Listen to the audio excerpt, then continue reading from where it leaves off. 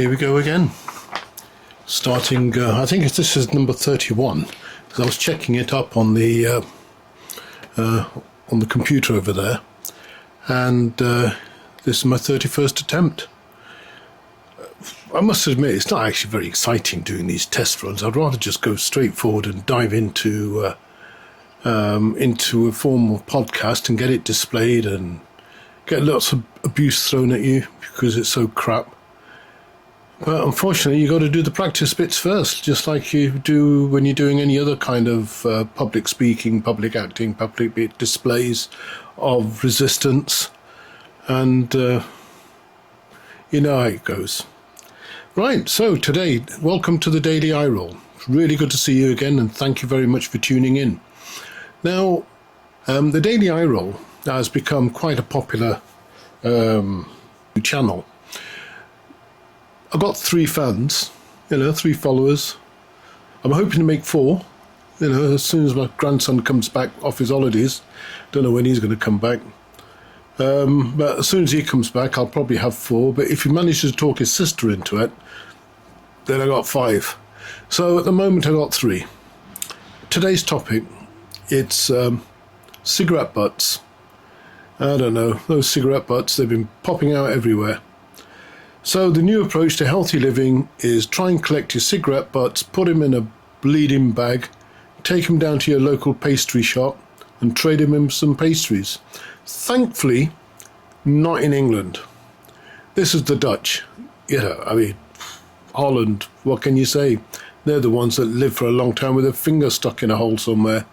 But now, it's cigarette butts. So, that's the question we should be asking ourselves. Why are they collecting cigarette butts? Does anybody actually know?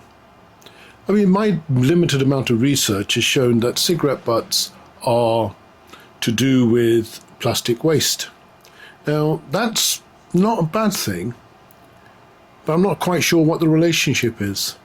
So after a bit more further thought, I found a statistic which was actually quite worrying. 4.5 trillion cigarette butts are produced every year. And that's a lot of cigarette butts. And if you had 4.5 trillion pounds, your next 10 generations won't be able to spend it, doesn't matter how, spendthrift they are. So you can imagine 4.5 trillion when there's only about 8 billion people in the world. So that's a lot of cigarettes that people are smoking. And the Netherlands have come up with this novel idea about let's put them in a bag, take them down to the local shop and trade them in for some bloody cakes.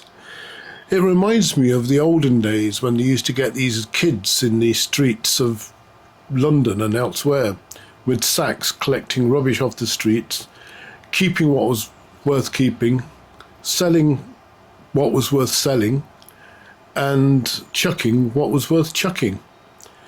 Now we've got Asda with your bag for life. You can go around collecting cigarette butts in it and you'll know the bag's never going to rip. Ha ha.